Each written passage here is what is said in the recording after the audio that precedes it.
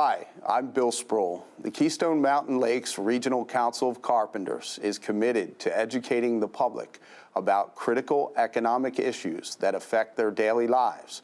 That is why we are proud to support important programming produced by the Caucus Educational Corporation. State of Affairs with Steve Adubato is brought to you from the Agnes Varus NJTV studio at 2 Gateway. Funding has been provided by Choose New Jersey. Our mission is attracting companies to the Garden State. The Turrell Fund, supporting right from the start NJ. NJIT, New Jersey Institute of Technology. New Jersey Sharing Network, dedicated to saving lives through organ and tissue donation. Keystone Mountain Lakes Regional Council of Carpenters. Your future is in our building. New Jersey Resources. And by Adler Aphasia Center, helping stroke and brain injury survivors recover their speech. Promotional support provided by Insider NJ and by Commerce Magazine.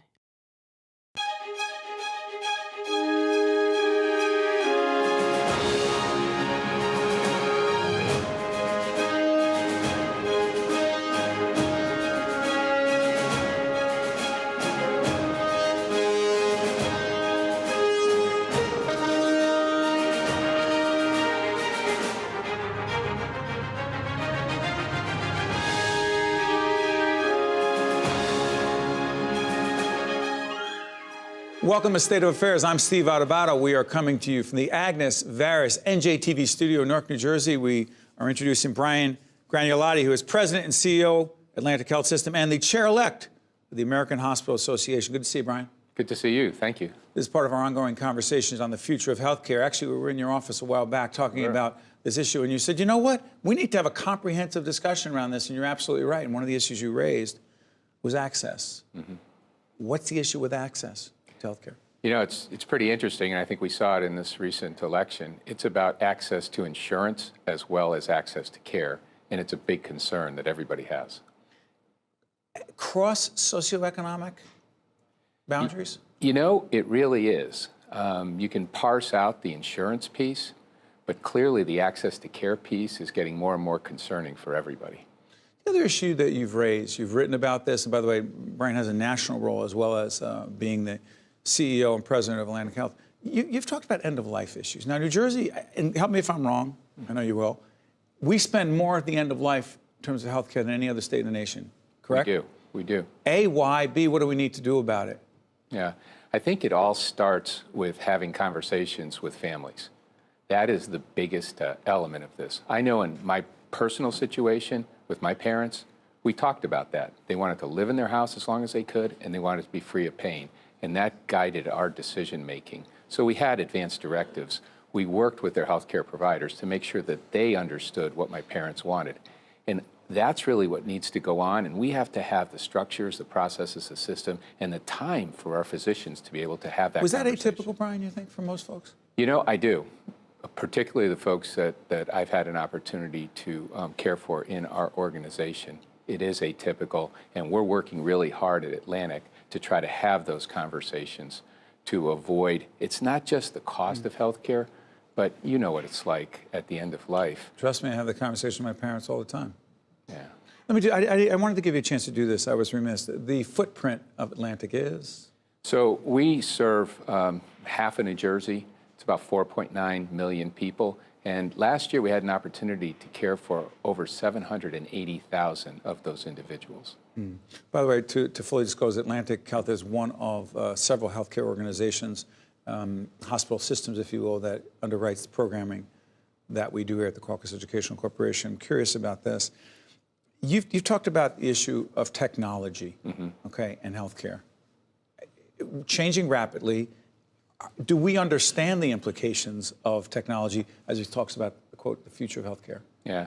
The basic, at a very basic level, is how do we create your record so that anywhere you go, a provider can take a look at it. Is that like electronic medical record? Is that what we're talking about? Electronic health record. If you think about the old days where you had piles of paper, we've now just invested multi-millions of dollars to connect all of our sites of care at Atlantic. And now I have my medical record on my smartphone. And that is the baseline for everything we do. But the other thing that we need to do is we need to connect people as consumers are connected with other things. Think about Amazon. Yeah. You know, think about how people interact with that. Think about making your appointments at 11 o'clock at night on your iPhone instead of having to make it a call. Those are the kinds of technologies that we're doing. And the other thing about technology is now that we have this clinical data and we can combine it with financial data, we can really look very differently at the effectiveness of care, the cost of care, how we need to distribute sites of care, and we're doing all of that at Atlantic, and it's very, very exciting. Steve Adubato here. We're talking with Brian Gragnolati, who is the president and CEO, Atlantic Health System, and also chair-elect American Hospital Association. I'm curious about this. There is an initiative, and I want to get this right because there's some acronyms. What's TGen, by the way? Yeah, so TGen is a collaborative that we're involved with that takes ideas in breakthrough cancer treatments and rolls them out in communities in conjunction with the companies that have developed them. It's very unique. It started out of Arizona. We're one of the early participants in that, and that's going to complement many of the other things we do in a really great oncology program that we have. The conversation we've had before, Brian, and I want to try to share publicly with folks, is that you've said that there needs to be more partnership, more collaboration between hospitals and hospital systems. How realistic is that given the level of competition, dare I simply, or say this very simply, around beds? Yeah. So, you know, beds, if we're worried about beds, we're worried about the wrong thing. What we need to be worried about are our communities and the people that we have an opportunity to care for. And I'm actually very encouraged about some of the work that we're doing with other hospitals and health systems in this Break that down region. a little bit. Health Transformation Consortium. We talked about that when you were at my office. We brought together 6 other healthcare systems, so we basically have a network of physicians and facilities that runs from South Jersey all the way up to Bergen County. And within that system, we now have all of our employees of those systems being insured in a common way, because we self-insure all of our employees. And we want to lead by example. So that's an example of where you're working with others who you wouldn't have otherwise necessarily worked with on a common goal, which is to provide better access to health care at a lower cost for our own employees and their dependents. The highly competitive, bifurcated, hey, you're you, we're us, here's the wall, doesn't work. It doesn't work. Healthcare is a team sport. And it's not just between hospitals and health systems, it's between large physician groups, it's between insurers, and it's with drug companies. That's the only way we're going to solve this affordability problem in this country and meet the expectations that our patients have about easy access. Before I let you out of here, by the way, this is part of our ongoing series, the Future of Healthcare. Actually, as we tape today, the Commissioner of the Department of Health, Dr. Ellenhall, is coming in to talk about this. We've had a whole range of hospital executives, insurance executives, advocates, a whole range of folks talk about this issue, including nurses, big part of this discussion, and physician leaders. The question of, I asked you about access, then you got affordability, but the cost issue you just raised, before we finish this up, Sure. Do you truly believe that we have the potential, realistically, to lower healthcare costs as it relates to its piece of the overall GNP of our nation? Yes, we do, and we must. If I we don't do think not, it's a choice. Brian, if we do not, If we do not, it's going to be regulated upon us through continued rate cuts, which are going to then decrease access to care and create an untenable situation. This week, there was an article in the Wall Street Journal about China. That's not where we want to be. right? This is a must. Has It's a to be must. done. It has to be done. Brian Gragnolati, I want to thank you for joining us. We appreciate the conversation. We'll continue with you and your colleagues on the future of healthcare. Thank you, Brian. Thank you. Stay right there. We'll be right back right after this. To see more State of Affairs with Steve Adubato programs, visit us online at stateofaffairsnj.org. If you would like to express an opinion, email us at info@caucusnj.org. Find us on Facebook at facebook.com/Steve Adubato, PhD. And follow us on Twitter at Steve Adubato. We are pleased to be joined by State Senator Paul Sarlo, chairman of the Senate Budget and Appropriations Committee. Good to see you, Paul. Always good to be back with you, Steve. Well, is it good to be talking about the economy in New Jersey as we're ending 2018, going into 19? Let me ask you something. Governor Murphy has a plan, Innovation State of New Jersey. Your colleague in the Senate, Senate President Steve Sweeney, talks about getting spending under control, state government. Are they the same thing? Is it all, I mean, when you talk about the economy, is that state spending? Is state spending the economy? Is it all together? Listen, I think it's a combination of things, quite frankly, right? You only could tax people so much, and you can't tax your way out of these problems. You need to grow the economy. You need to get creative and grow the economy. So I applaud the governor for looking at different ways to help grow the economy. Some of this innovative Clean energy. Clean energy, some of the innovation, some of the incubator space, Yes. high tech, Yes. The stuff that's happening in other coastal states. What does that have to do with tax policy? Well, it doesn't have a lot to do with tax policy. It's about encouraging folks to come here and make investments and help grow the economy. But at the same time, you need to control spending on the health care and the pension side. And we need to find a way. Public workers? Excuse me? When you say we need to contain costs We need to find ways- on health care and pensions, you're talking about for public workers. That's correct. We need to find ways to become more cost effective and look at that in combination. So that's some of the things that the Senate President has been talking about. And we had a bipartisan committee, the Path to Progress, which evaluated shared services, evaluated some of the catalog. Shared service between local governments? Shared services between local government, county governments, among each other and across the board. So, with the counties. my hometown of Montclair, we have our own police department. I believe Glen Ridge, next town over, has their own police department. Hypothetically, listen, we don't know anything you don't know. Montclair and Glen Ridge have a discussion. Hey, let's share services around police. Is that what that means? Listen, very difficult probably to do police, but there's a lot of other services, including Some examples. garbage collection, including Board of Health, animal control officers, a lot of other things that go on in municipalities enabled to share services. A lot of municipalities, quite frankly, are doing that. So that's one part of what we're talking about in the Path to Progress. The other part was looking at our healthcare plans. Does everybody need a Cadillac plan? Break that down a little bit. Does everybody under the Everybody in state government. everybody in state government? The Affordable Care Act, for instance, Obama administration had talked about a defined plan. Some of our health care plans are much higher than that. So we need to take a look at that. And then the third piece of that whole is what I like to talk about is our third-party administrators, Horizon. How do we administer our health care plans? In New Jersey, and for the viewers I think are going to fall down when they hear this, we pay $37,000 for a medical plan. $37,000 For each state public employee. That's every teacher, every policeman, every folks who work in municipal, county, or state government. That's the cost of a health care plan. We need to find a way to how do we deliver a cheaper health care plan, which reduces the overall cost to the state of New Jersey. But Senator, wasn't there an agreement reached with each person who decided to go into public service, be it a teacher, be it a firefighter, police officer, sanitation worker, whatever, that he or she said they would forego potentially a larger, a higher salary in the corporate or private sector to get benefits that would create more security in terms of health care, in terms of pension. Wasn't that the deal? Isn't that the deal?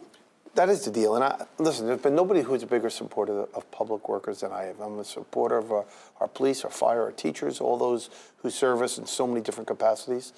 But there's ways to do this. We need to look at how do we administer these programs and how do we do it more economically and more efficiently. It's happening in the private sector. We look at how we administer these programs. So when you talk about the economy, the state of economy, it's a combination of growing the economy. It's a combination of how do we reduce overall state spending and local spending. So it's a combination of things. Governor Murphy's not wrong of how he's approaching it. Right. The Senate and the Assembly is not wrong of how we're approaching it. Senator, we have an initiative that we've been involved in called Right from the Start NJ. The website will be up as we speak right now.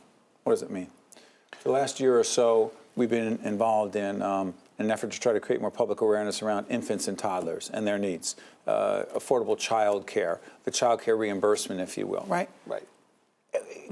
Given the fiscal challenges you have in the state and all the different priorities, limited dollars, where does that fit? Listen, we could sit here for hours and days talking about the various priorities of all of our constituents and our constituencies. How about infants and toddlers? Listen, of course that's a priority. It's got to be, I was going to say number one priority. It is a priority, and that's the difficult part. As the chairman of the Senate Budget and Appropriations Committee, we go through this drill every year of looking at our revenues and looking at our spending and coming up with priorities, balancing the needs of our constituencies, trying to bring a very balanced but compassionate approach to it. And the program that you have just talked about, that's going to be up on your screens, should be a priority, of course. But it's competing against, give us an example, against? It's competing against higher education. It's competing against programs to stop domestic violence. It's competing against programs to deal with the opioid crisis. Yeah. I could go on and on and on. These are all programs that are important to all of us and to many of the folks that I represent. We do our best to balance. Well, then, devil's advocate, someone says, then Governor Murphy proposed raising taxes on millionaires. The compromise that was reached in the last budget cycle, I believe, was over $5 million, if I'm not mistaken, Senator. There would be an increase in the income tax in the state on those earning more than $5 million. If we need to fund those programs, why wouldn't we simply do what the governor originally wanted, which is to increase taxes on people who earn $1 million and up? Listen, there was folks in the legislature who felt uncomfortable with taxing folks at the $1 million level and above. They felt, and especially in northern part of New Jersey and other parts, these are folks who had enough disposable income that they would migrate. There would be an outward migration. Lose them to other states. Explain to folks in Florida, the income tax is zero. Zero. I was going there. Pennsylvania? 3%. New York? 5? 5, 6. 5 or 6? Ours is? You don't even want to know. It's much higher. Is ours close to 10? Close to 10, that's correct. And listen, we are a high-tax state, but it's still a great state to live. I would not want to raise my children in any other state, quite frankly. Same here. Okay? Are we the exception? No, we're not you're the committed exception. to. Absolutely no, we're not the exception. But we're losing too many. We're losing too many wealthier New Jerseyans who say, I'm going to go to Florida 6 months and what is it, 1 day? 1 day. And then you don't have to pay any taxes in New And Jersey. they mark the calendar off, right? They mark do the that. Calendar off. They do. I know folks who do it, right? So we have to be careful that we don't lose them. These are small business owners. These are folks that we need to make sure we retain. These are folks who have employed a lot of people over the years. They're now at a retirement age and deciding to leave. So it's a balancing act. I represent North Jersey. I represent Bergen County, probably one of the more wealthier regions in the state, perhaps in the entire country, quite frankly. Our proximity to Manhattan. So we are a high-cost state, but it's a great place to live. It's a great place to raise your children. We have the best K-12 educational system in the entire country, access to the best health care, better than any other state. And you have the best public broadcasting. Thank you, Senator Sarlo. Always great. Appreciate it. All right, never enough money. Take care. We'll be right back right after this. To see more State of Affairs with Steve Adubato programs, visit us online at stateofaffairsnj.org. If you would like to express an opinion, email us at info@caucusnj.org. Find us on Facebook at facebook.com/Steve Adubato, PhD. And follow us on Twitter at Steve Adubato. State of Affairs welcomes State Assemblyman Michael Patrick Carroll, who, after 24 years in the state legislature, is not running for re-election because, Assemblyman? It gets old after a while. It's time to let someone else carry the weights. There's only a limited amount of time you can bang your head against the wall and not get anything done. What works, what doesn't work down there in the State House? Well, again, if you're in the minority, nothing works. And, one of the problems with being in the minority is there's nothing so impotent in all of humankind as a legislative minority. So being the Republican in a Democratic legislature? Not a good thing. And even when you come up with a good idea, they always steal it, which, of course, at the end of the day, if you don't care about getting credit, you can get some things done. What's interesting about it is that there's some degree of bipartisan cooperation down there. But I'm curious about this, the tone and tenor. You're a fascinating person to talk about this. The tone and tenor of politics in this nation. You've always been a gentleman. You've always been respectful and courteous. No, it's true. It's true, Assemblyman. I'm asking you, are you concerned about the tone and tenor of political discourse in the nation? More so in your end of the field. On the media side? Media side. Talk about that. Well, because you see, when you go down there, I mean, you served, it's like you're always I served for half a minute, one term. But everybody was down there. They were always polite. Always. And it's they Always. treat you like I've never met a speaker or a Senate president who was anything less than a gentleman or what have you. The governors have always been perfect in terms of their tone and tenor. Or in Speaker Sheila Oliver's case, a perfectly classy woman. Great lady. And Yes. she and I got along very well. I had some bills that I was working on with her nicely. That's what I'm saying about you. You can't like what's going on right now. Well, again. By the way, why are you putting it on us? Oh, that's because the old line, if it bleeds, it leads. The idea is everything is the latest Twitter storm or what have you, and that's not what policy should be about. Policy should be boring. We should be anonymous in more or less, because you shouldn't have I guess the media storm over personalities. It should all be about ideas. Is that all about us? By the way, hopefully you're separating public broadcasting from that. but here's the other part of this. To what degree, because you have been supportive of President Trump. Well, somewhat, and policy-wise, yes. Policy-wise, yes, but tone-wise, no. Again, think what you will about President Obama or President Bush or President Reagan or their policies. Every one of them played the role. I'm not inclined to believe that Donald Trump plays the role the way he should play the role, or the way a president should play the role. That's very popular amongst such people. I happen to believe that politics should be a little bit more idea-based. I've often said, so I'll quote myself, that any idea that can be expressed in 140 characters is probably not worth expressing. And on Twitter, right? On Twitter, and so I'm not wholly happy with his tone. I'm sure not happy with people attacking people in restaurants, or what you see with people.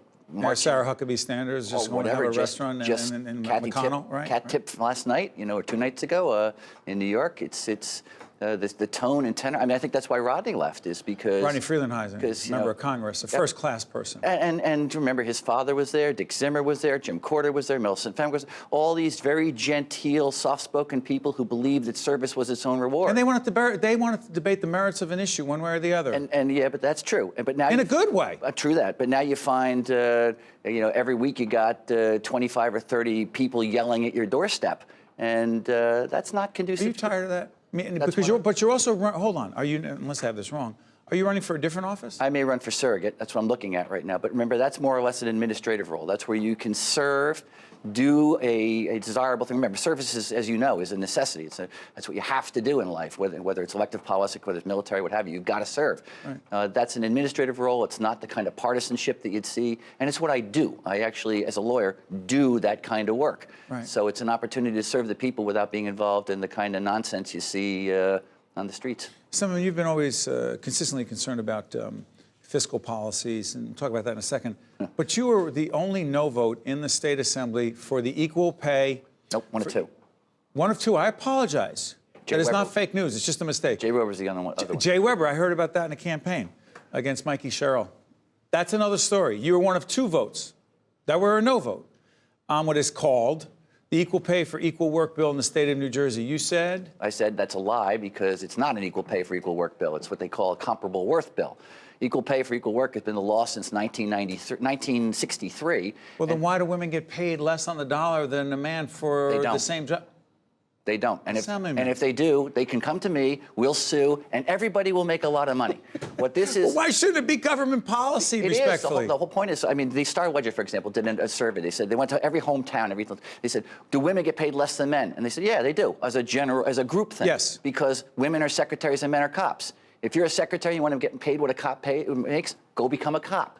It's not discrimination on the basis of sex, it's job discrimination. Jobs are paid less. You think it's the job thing. So if there's an executive producer here at public broadcasting, a woman, executive producer happens to be a man, they're comparable in their ability to perform. You don't believe that woman should be paid a penny less than the guy. Of course not. So you don't actually think this the bill had lack of equity issue exists? No, it's not. It's a myth. Basically the whole thing is a groupthink myth.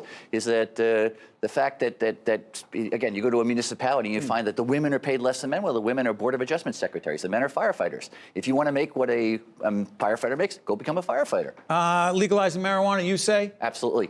Absolutely. I'm the sponsor of the bill. You just had one of your colleagues here who said it's a terrible idea connected to the opioid crisis and said you can't send that message to kids. You say? Baloney. Because? Because it has nothing to do with one another. If people want to use marijuana, they should be free to do so. Absolutely. I have a bill in that would just simply eliminate the word marijuana wherever it appears in the statutes. Simply say it's not a government issue. We should treat it like we would treat tomatoes. Don't you think we're sending the wrong message sometimes to kids about drugs? Criminalizing something, if it's a social problem, is not a good scenario. How many lives have we ruined by having people popped for mere possession? Now they can't get a college loan. They can't join the military, what have you. It's a silly rule. If you want to go after a thing that's killing people's lives, go after alcohol. It's much worse. You are, some might say before I let you out here, you're more of a libertarian than you are a traditional Republican. I think you and I had that discussion about 8 years ago. Yes, I plead guilty to that. And you wear that as a proud label, don't you? I don't believe. I got involved in politics because I don't like people who are telling me I must do things I don't want to do or preventing me from people. The less government does, the better? The less government. Thomas Jefferson, the government's the best, government please. Well, in spite of everything you just said, as something on behalf of everyone in this state, particularly in the broadcasting community, I want to thank you for your 24 years of service in the state legislature, whether you like government or not. That's somebody's got to do it. Thanks so much. Appreciate it. I'm Steve Adubato. That's it for this edition of State of Affairs. So let's continue the conversation on Twitter, @Steve Adubato. See you next week. Thank you, Assemblyman, for 24 years. State of Affairs with Steve Adubato is a production of the Caucus Educational Corporation, celebrating over 25 years of broadcast excellence. State of Affairs with Steve Adubato is brought to you from the Agnes Veris NJTV studio at 2 Gateway. Funding has been provided by Choose New Jersey, the Turrell Fund, supporting Right from the Start NJ, NJIT, New Jersey Sharing Network, Keystone Mountain Lakes Regional Council of Carpenters, New Jersey Resources, and by Adler Aphasia Center. I think at NJIT there are a lot of smart students. I came to NJIT for mechanical engineering because within state, it's one of probably the top 3 schools for engineering. It sort of creates a friendly competition where you can learn from them. It's a great academic school. I feel I'm being challenged, but at the same time, I love the classes I'm taking. The atmosphere of being here is like being at an upstart company. It's that same kind of drive, that same kind of passion.